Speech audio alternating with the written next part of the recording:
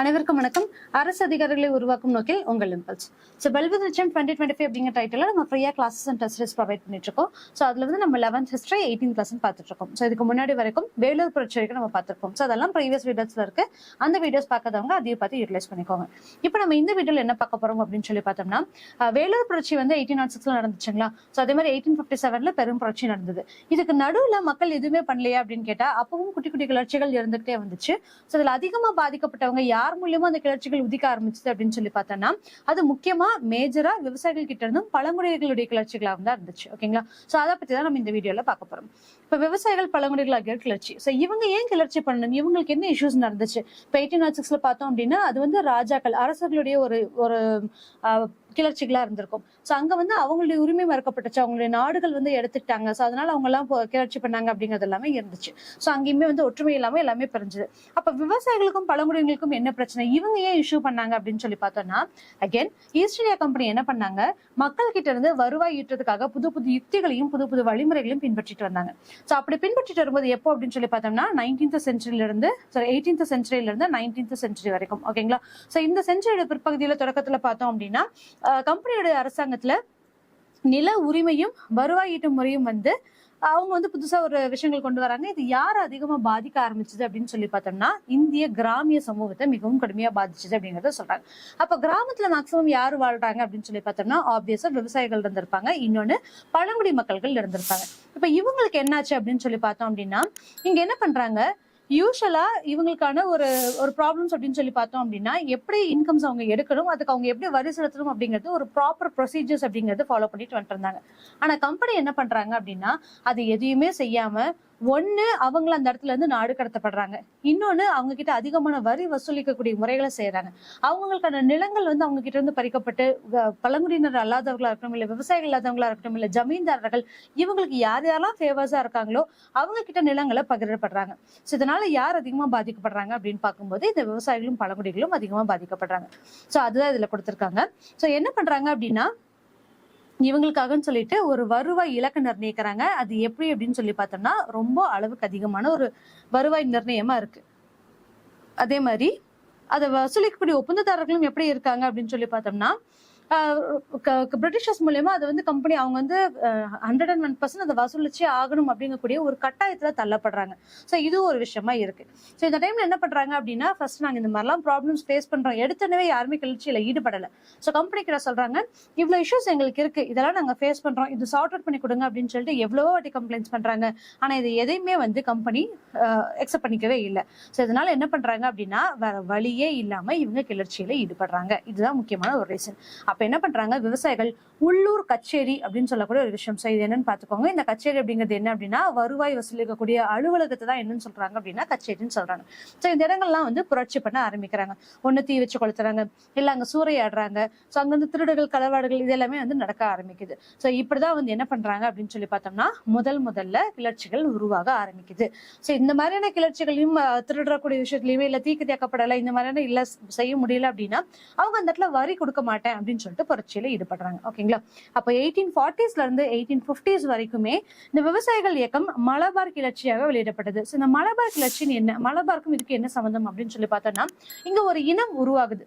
So Malabar மக்கள் அப்படிங்கிறவங்க யார் அப்படின்னா, இப்போ அரேபியால இருந்து வந்தவங்க வந்து இங்க தங்கி இங்க இருக்கக்கூடிய பெண்களை கல்யாணம் பண்ணி ஒரு புது இனத்தை வந்து உருவாக்குறாங்க. அவங்க வந்து என்னன்னு சொல்லப்படுறாங்க அப்படின்னா மாப்பிள்ளைகள் அப்படின்னு சொல்லி அழைக்கப்படுறாங்க. இந்த மாப்பிள்ளைகள் என்ன பண்றாங்க அப்படின்னா, இவங்க வேற ஒரு நாட்டுல இருந்தாலும் இங்க வந்து குடியேறாங்க. அப்ப அவங்களுக்காகன்னு சொல்லிட்டு எந்த நில வசதிகளும் சோ அவங்க வந்து ஆக்கிரமிச்சு உள்ள வரவங்க ஒரு காலத்துல என்ன பண்றாங்க அப்படின்னா, கம்ப்ளீட்டா விவசாயிகளா மாற ஆரம்பிக்கிறாங்க, விவசாய தொழில ஈடுபடுறாங்க. அப்படி விவசாய தொழில ஈடுபடும் போது என்ன பண்றாங்க, அங்க இருக்கக்கூடிய நிலங்கள்ல அவங்க விவசாயம் செஞ்சுட்டு இருக்காங்க. இந்த மலபார் கிளர்ச்சி அப்படிங்கிறது என்ன பண்றாங்க அப்படின்னா, 1792ல ஆங்கிலேயர்கள் மலபாரை தங்களுடைய கட்டுப்பாட்டின் கீழ் கொண்டு வராங்க. ஓகேங்களா. சோ இப்ப என்ன பண்றாங்க, நம்ம முதல்ல பார்த்திருப்போம், அங்க திருவிதாங்கூர் அந்த இடங்கள் எல்லாத்தையுமே வந்து கைப்பற்றிட்டு வராங்க அப்படிங்கறத நம்ம பார்த்திருப்போம். சோ அதே மாதிரி மலபாரையும் அவங்களுடைய கட்டுப்பாட்டு கொண்டு வராங்க. கொண்டு வரது மட்டும் இல்லாம என்ன செய்யறாங்க அப்படின்னா, அங்க இருக்கக்கூடிய நிலங்களை இவங்க விவசாயிகள் கிட்ட இருந்து பறிச்சு ஜமீன்தாரர்களுக்கு கொடுக்கப்படுறாங்க. ஓகேங்களா? சோ அந்த இடத்துல என்ன பண்றாங்க, ஒரு தனிநபர் உரிமையாளர் முறை அப்படிங்கறத உருவாக்குறாங்க. ஒவ்வொரு பர்டிகுலர் பர்சன்ஸுக்குமே வந்து பாத்தீங்க அப்படின்னா நிலங்களை வந்து பகிர்றது. சோ நிலங்களை பகிர்றது மூலமா என்ன பண்றாங்க, அவங்க வந்து வரி வசூல் செய்யக்கூடிய நிலைக்கு தள்ளப்படுறாங்க. சோ வரி வசூல் செய்யப்படும் போது அவங்களுக்கு வேணுங்கக்கூடிய ப்ராஃபிட் எடுக்கணும் தானே. சோ என்ன பண்ணிருப்பாங்க, பிரிட்டிஷர்ஸ்க்கு இவ்வளவு இவ்வளவு பர்சன்டேஜ் அப்படின்னு சொல்லி கொடுத்துட்டு மிச்சத்தை அவங்க எடுக்கணும். அப்ப அதிகமான பர்சன்டேஜ் வந்து கம்பெனிக்கு கொடுக்கறதுனால இவங்களுக்கு பணம் இல்லாம போகுது. அகைன் இது அவங்க யார்கிட்ட இருந்து வந்து சுரண்டுறாங்க அப்படின்னு சொல்லி பார்த்தோம்னா விவசாயிகள் கிட்ட இருந்தும் பழங்குடியினர்கள் கிட்ட இருந்தா. இந்த மாதிரி என்ன பண்றாங்க அப்படின்னா ஒரு தனிநபர் உரிமையாளர் முறை அப்படிங்கறத உருவாக்குறாங்க. அப்ப என்ன பண்றாங்க, ஃபர்ஸ்ட் என்னவா இருந்துச்சு அப்படின்னா இந்த மாதிரி எல்லாம் எதுவுமே கிடையாது. அவங்களுக்கு தேவையான விவசாயங்கள் செஞ்சுட்டு இருந்தாங்க. விவசாயங்கள் செய்யறது மூலியமா வரி செலுத்திட்டு இருந்தாங்க. ரொம்ப ஒரு பீஸ்ஃபுல்லான ஒரு மெச்சூர்டான ஒரு விஷயம் அங்க போய்கிட்டு இருந்தது. சோ இவங்க இது கொண்டு வந்ததுக்கு அப்புறம் ஒவ்வொருத்தங்களுக்குமே வந்து நிலம் வருவாய் கட்டுறதுக்கா இருக்கட்டும், இல்ல அவங்களோட நிலங்களை வந்து பறிமுதல் செய்யறது மூலியமாவும், இல்ல நிலங்களை வந்து இழக்கிறதும் அதிகமா வந்து நேரிடுது. சோ இந்த இடத்துல 3 பேர் இருக்காங்க. யார் அப்படின்னு சொல்லி பார்த்தோம்னா, நிலத்திலிருந்து கிடைக்கும் மொத்த விளைச்சலை என்ன பண்றாங்க, சோ முதல்ல எப்படி இருந்துச்சு அப்படின்னா ஜன்மி அப்படின்னு சொல்லி ஒருத்தங்க இருக்காங்க, கணம்தார் அப்படின்னு ஒருத்தங்க இருக்காங்க. சோ விவசாயி தான் என்ன பண்ணுவாங்க அப்படின்னா அங்க விவசாயம் செய்யறவங்களா இருக்காங்க. இந்த கணம்தார் யார் அப்படின்னு சொல்லி பார்த்தோம்னா கணம் என்ற உரிமை பெற்றவர். சோ நம்ம வந்து இதுல எல்லாம் பார்த்தோம்னு வச்சுக்கோங்களேன், ஆன்ஷியன்ட் ஹிஸ்டரிஸ்ல என்ன படிச்சிருப்போம் அப்படின்னா லிச்சாவி சங்கத்தை சேர்ந்தவங்க, லிச்சாவி கணத்தை சேர்ந்தவங்க அப்படின்னு சொல்லிட்டு குப்த பீரியட்ஸ்ல விஜயநகர பீரியட்ஸ்ல எல்லாம் பார்த்திருப்போம். சோ லிச்சாவி வம்சத்தை சேர்ந்தவங்க கணம் அப்படின்னு சொல்லிட்டு அவங்களுக்காக சொல்லி ஒரு ட்ரூப் இருப்பாங்க. அந்த குரூப்ல இருக்கவங்க தான் வந்து இவங்களுக்கு நீதி வழங்குறதா இருக்கட்டும், இந்த மாதிரியான முறைகள் நடந்துச்சு. ஜன்மி யார் அப்படின்னு சொல்லி பார்த்தோம்னா ஜன்மம் என்ற உரிமை பெற்றவர். சோ இவங்களை வந்து இப்ப ஜமீன்தாரர்கள் அப்படின்னு சொல்லி இது மூலியமா தான் உருவாக ஆரம்பிக்குது. சரிங்களா? சோ இந்த மாதிரி 3 பேருமே இவங்களுக்கான பார்ட்டிஷன்ஸ் எடுத்துட்டு இருந்தாங்க. ஆனா இவங்க கொண்டு வந்த ரூல் பிரகாரம் என்ன பண்றாங்க அப்படின்னா ஒரு உரிமையாளர்கள் அப்படின்னு சொல்லிட்டு அதாவது தனிநபர் உரிமையாளர் அப்படின்னு சொல்லி கொண்டு வராங்களா. இதனால என்ன பண்றாங்க, ஆங்கிலேயர் கொண்டு வந்த புதிய முறை ஜன்மிகளை வந்து கம்ப்ளீட்டாவே நிலத்தோட உரிமையாளர்களா மாத்துது. சோ நீங்க தான் வந்து ஹையர் பொசிஷன்ல இருக்கீங்க, அப்ப நீங்க வந்து கம்ப்ளீட்டா இந்த நிலத்தை வந்து குத்தகைக்கு எடுத்துக்கோங்க. இப்ப நீங்க தான் வந்து உரிமையாளர், அதாவது குத்தகை கிடையாது, நீங்க உரிமையாளர். அந்த ஜன்மிகள் என்ன பண்ணலாம் அப்படின்னா அந்த நிலத்தை வந்து குத்தகைக்கு கொடுக்க முடியும். ஓகேங்களா? அந்த நிலங்களை வந்து குத்தகைக்கு கொடுக்கறது மூலமா என்ன பண்ணலாம் அப்படின்னா விவசாயிகள் கிட்ட இருந்து அதிகமான அளவு வரி வசூலிக்க முடியும். ஏன்னா இவங்க தான் வந்து இன்டர்மீடியட்டா பொசிஷன்ல இருக்கவங்க. சோ அப்ப பிரிட்டிஷர்ஸ்க்கு இவங்க தான் வந்து, அதாவது கம்பெனிக்காரங்களுக்கு இவங்க தான் அந்த வரி செலுத்தணும். அந்த வரி யார்கிட்ட இருந்து வாங்க முடியும் அப்படின்னு சொல்லி பார்த்தோம்னா விவசாயிகள் கிட்ட இருந்து வாங்க முடியும். சரிங்களா? இப்ப என்ன ஆகுது, இந்த ரீசன்னால விவசாயிகள் அதிகமா பாதிக்கப்படுறாங்க.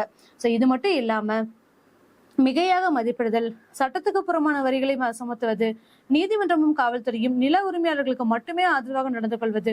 சோ அப்பவே இந்த கரப்ஷன் அப்படிங்கிறது ஆரம்பமாகுது. ஓகேங்களா? எப்படி அப்படின்னு சொல்லி பார்த்தோம்னா இப்ப என்கிட்ட 1 ஏக்கர் தான் நிலம் இருக்குன்னு வச்சுக்கோங்களேன். சோ ஜன்மிகள் தான் நம்மளுக்கு பிக்ஸ் பண்ணணும். 1 ஏக்கர் நிலத்துல நான் வந்து அதிகபட்சம் ஒரு 1000 இல்ல 2000 நான் வரி செலுத்த முடியும் அப்படின்னு சொல்லி இருந்துச்சுன்னா என்கிட்ட 1 ஏக்கர் இருக்க சொன்னாதான் நான் 1000 கட்டினா போதும். அப்ப என்கிட்ட 1 ஏக்கருக்கு பதிலா 2 ஏக்கர் இருக்குன்னு சொல்லிட்டு அதிகமா அதை வேல்யூ பண்றது. அப்ப நான் 1000 கட்ட வேண்டிய இடத்துல 2000 கட்டணும். ஆனா என்கிட்ட இருக்கக்கூடிய நிலம் என்ன அப்படின்னு சொல்லி பார்த்தோம்னா 1 ஏக்கர் மட்டுமா தான் இருக்கு. சோ இந்த மாதிரி அநியாயங்கள் நடக்குது. அது மட்டும் இல்லாம வரிகள் வந்து அதிகமா வசூலிக்கிறாங்க. சில இடங்கள்ல வந்து நல்லா வசூல் ஆகுது, மகசூல் செய்யறாங்க அப்படின்னா அவங்க கிட்ட இருந்து வரி வசூலிக்கிறாங்க. சோ இந்த மாதிரி பிரச்சனை யார்கிட்ட போய் கம்ப்ளைண்ட் பண்ண முடியும்? காவல்துறைகளா இருக்கட்டும், நீதித்துறையா இருக்கட்டும், எல்லாருமே வந்து அந்த ஜன்மிகளுக்கு தான் சப்போர்ட் பண்றாங்க. அப்ப எந்த இடங்களிலுமே ஒரு சப்போர்ட் இல்லாம ஒரு நிதி, அதாவது ஒரு என்ன சொல்றது, ஒரு சப்போர்ட் இல்லாத நிர்கதியா வந்து விவசாயிகள் இருக்கிறாங்க. ஓகேங்களா? சோ இதுதான் வந்து இவங்களுடைய பிக்கஸ்ட் ப்ராப்ளமா இருக்கு. இதனால கம்ப்ளீட்டாவே இந்த பாவர்ட்டி லைன்குள்ள இவங்க போக ஆரம்பிக்கிறாங்க. அப்போ இது எதையுமே இவங்களால அக்செப்ட் பண்ணிக்கவே முடியல.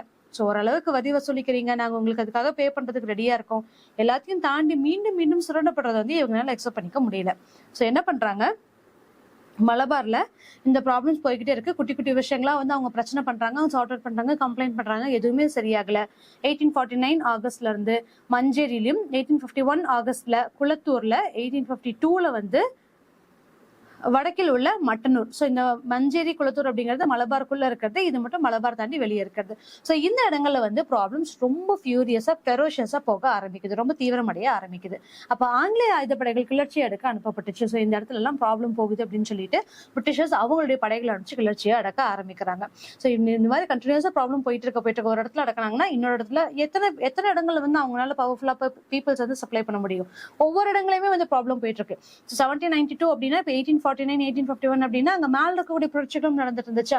ஸோ பாளையக்காரர்கள் முறை 1799 வந்துச்சு, 1781 வந்துச்சு. ஸோ அங்கங்க குட்டி குட்டி கிளர்ச்சிகள் நடந்துகிட்டே இருக்கு. இது போக மராத்தியர்களுடைய ப்ராப்ளம் ஒன்று நடந்துட்டு இருந்துச்சு. 70s எல்லாம் பார்த்தோம் அப்படின்னா புலித்தேவர்கள் பாளையக்காரர்கள் இஷ்யூஸ் நடந்துட்டு இருந்துச்சு, மைசூர் போர் நடந்துட்டு இருந்துச்சு.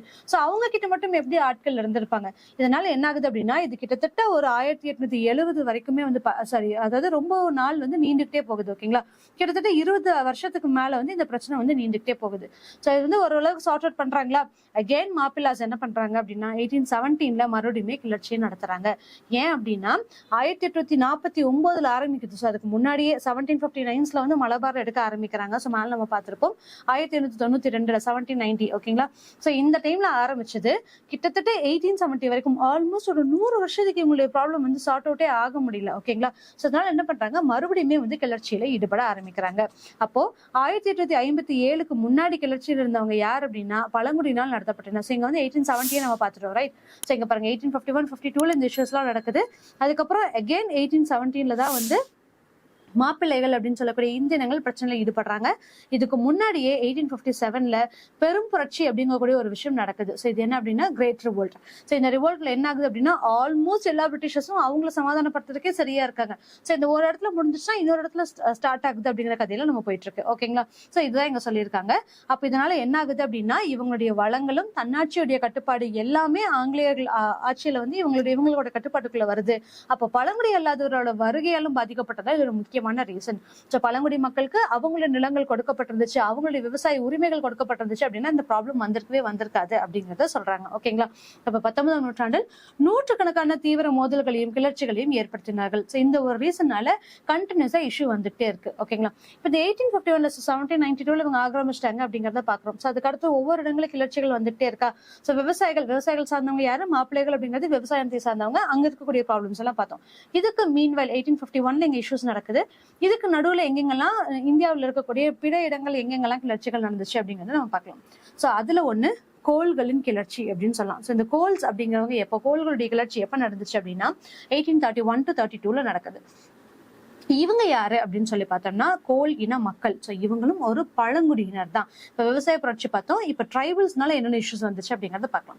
சோ இவங்களோட பேசிக் ரீசன் என்ன அப்படின்னா ட்ரைபல் பகுதிகளை இவங்க ட்ரைப்ஸ் இன மக்களை வந்து அகற்றிட்டு பழங்குடி இல்லாத மக்களுக்கு அங்க இருக்கக்கூடிய நிலங்களை பகிர்ந்தளிக்கப்படுறதும் அவங்களுடைய உரிமைகளை வழங்குறதும் சோ இவங்களை இந்த இடத்துல இருந்து நாடு கடத்துறதும் இது எல்லாமே வந்து ஒரு பெரிய இஷ்யூவா மாறுது. ஓகேங்களா, சோ அப்படிதான் கோல் இன மக்களும் பிரச்சனையில ஈடுபடுறாங்க.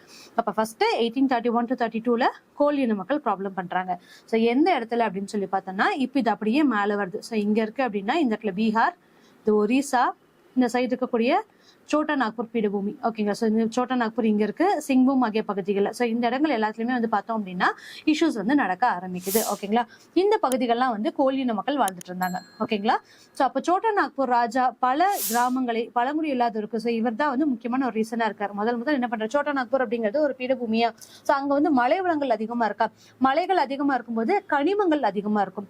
அப்ப அங்க இருக்கக்கூடிய தாதுக்கள் கனிமங்கள் சோ இது எல்லாத்தையும் மினரல்ஸ் இது எல்லாத்தையுமே என்ன பண்றாங்க அப்படின்னு சொல்லி பார்த்தோம்னா குத்தகை கொடுக்க ஆரம்பிக்கிறாங்க. குத்தகைக்கு எப்படி கொடுக்க முடியும், அங்க இருக்கக்கூடிய மக்களை அப்புறப்படுத்தினா தானே. ஏன்னா அங்க இருக்கவங்க என்ன பண்ணிட்டு இருக்காங்க, வெறும் விவசாயம் மட்டும் தான் செஞ்சுட்டு இருக்காங்க. சோ அதனால என்ன பண்றாங்கன்னா கிராமங்களை குத்தகைக்கு கொடுக்க ஆரம்பிக்கிறாங்க. சோ அதுல முக்கியமான பங்கு யாருக்கு இருக்கு அப்படின்னு சொல்லி பார்த்தோம்னா சோட்டா நாக்பூருடைய ராஜா. சோ இவர் தான் என்ன பண்றாரு அப்படின்னா பல கிராமங்களை குத்தகைக்கு விடுறாரு.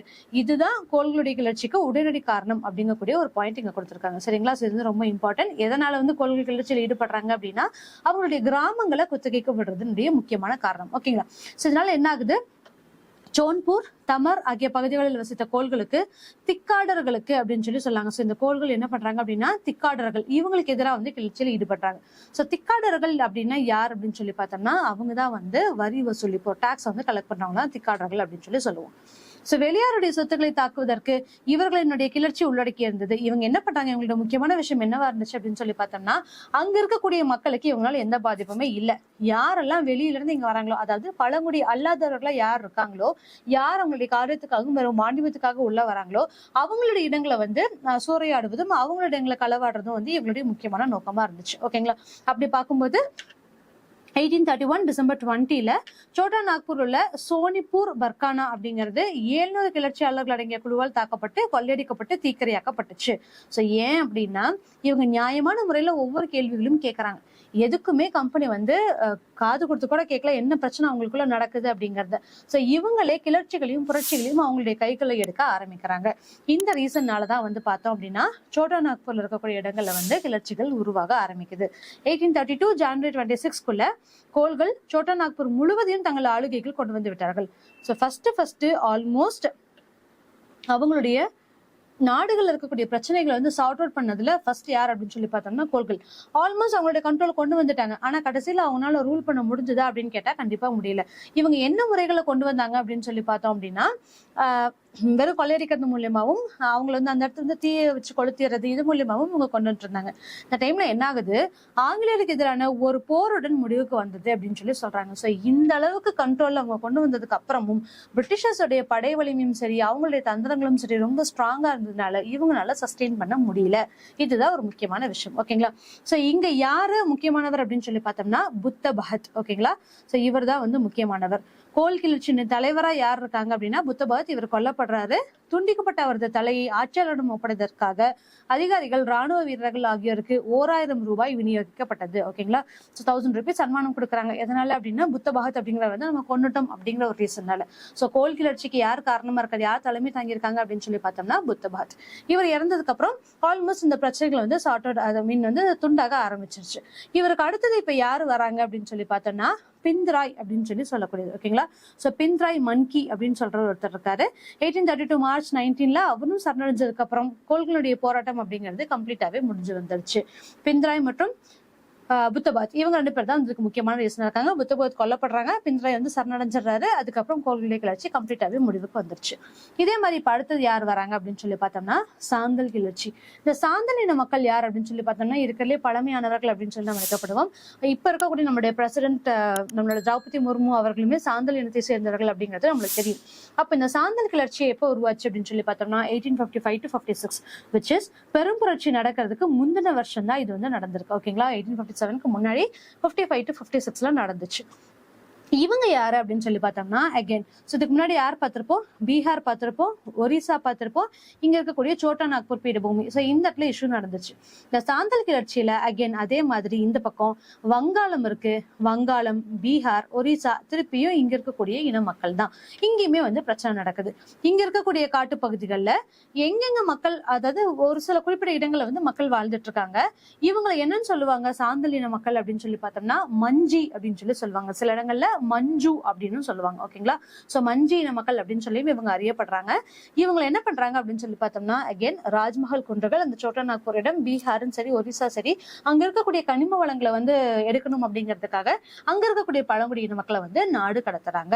இதுதான் இவங்களுடைய முக்கியமான விஷயம். சோ தாய்மொழியில இருந்து துரத்தப்பட்ட சாந்தல்கள் ராஜ்மஹால் குன்றுகளை சுற்றியுள்ள பகுதியை திருத்தி அதை டாமின் ஈகோ. சோ இது ரெண்டு இதுல இருக்கக்கூடிய இம்பார்ட்டன்ட் பாயிண்ட். டாமின் ஈகோ அப்படின்னு சொல்றது என்ன அப்படின்னா சாந்தல்களினுடைய நிலம், அவங்களுடைய நிலத்தை அவங்க என்ன சொல்றாங்க அப்படின்னா டாமின் ஈகோ அப்படின்னு சொல்லி சொல்றாங்க.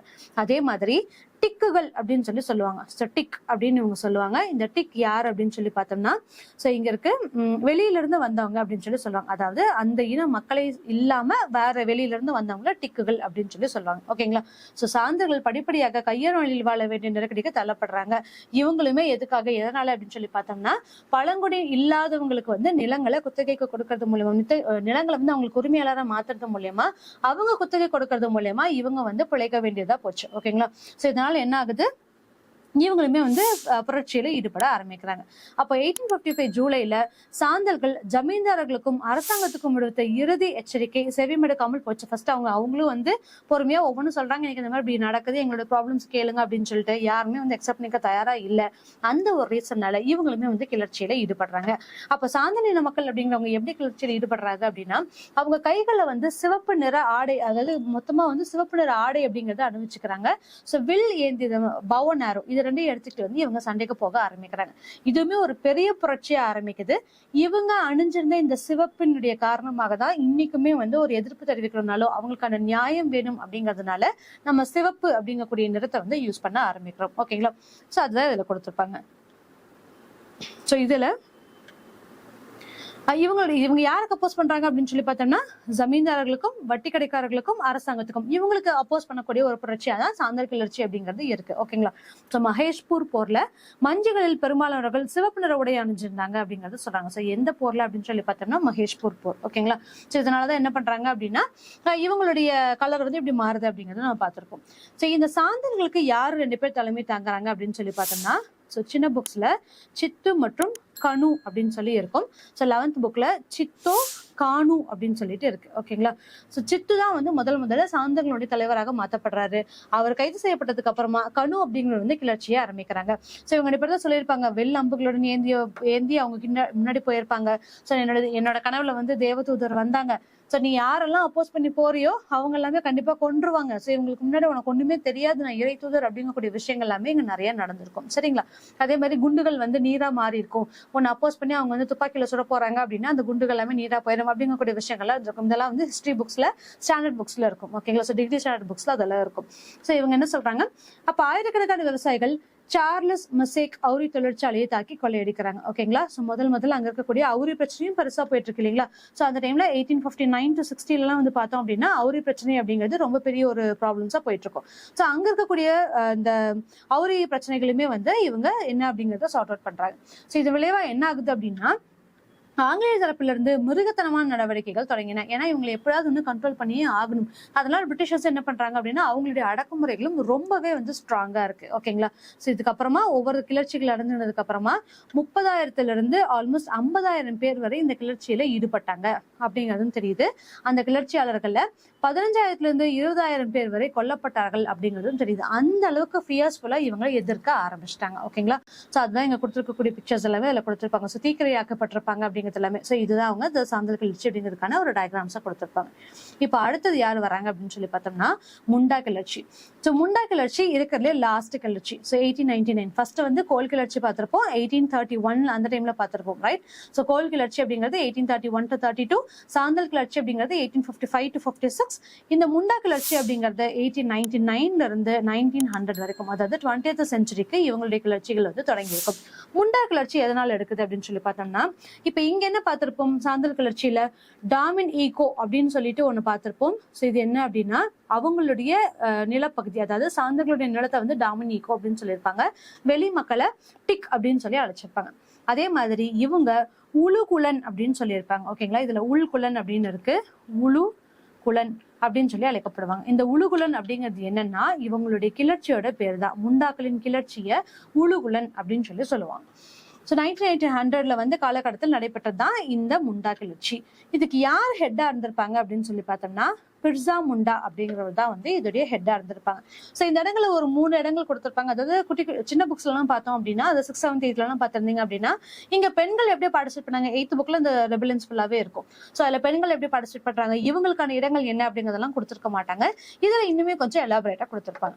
ஸோ அது என்ன அப்படின்னா இவங்களுடைய கிளர்ச்சிகள் எங்க நடந்திருக்கு அப்படின்னு பார்க்கும்போது பீகார் பகுதியில் தான் நடந்திருக்கு. ஸோ அங்க இருக்கக்கூடிய பழங்குடிகள் தான் வந்து முண்டா ரெபலியன்ஸ் அப்படின்னு சொல்லி சொல்லுவோம். இவங்களுக்கு தலைமை தாங்குறவங்க யார் அப்படின்னா பிர்சா முண்டா. பொதுநல உரிமை முறை அளிக்கப்படுது.